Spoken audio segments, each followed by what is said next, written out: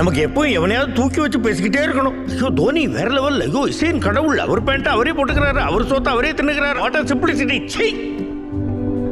பார், எவனுமே எவனை விடையும் பெரிய ஆள் கிடையாது. 1000 வருஷத்துக்கு முன்னாடி வாழ்ந்து ஒருத்தங்கிட்ட இவர் தான் சச்சின் பெரிய லெஜெண்ட் சொல்லியிருந்தா அவன் யாருதுன்னு கேட்டிருப்பான். கிரிக்கெட்னா என்னன்னு கூட அவனுக்கு தெரிஞ்சிருக்காது. அது நாமளா உருவாக்கின ஒரு விளையாட்டு, அவ்வளவுதான். அப்படி நாமளா உருவாக்கின விளையாட்டை ஒருத்தன் நல்லா விளையாடுறான்னா அவன் அந்த விளையாட்டை நல்லா விளையாடுறான், அவ்வளவுதான். அதுக்காக அவன் உடனே லெஜெண்ட் கடவுள்லாம் தூக்கி வச்சு கொண்டாடுறது முட்டாள்தனம் அல்ல.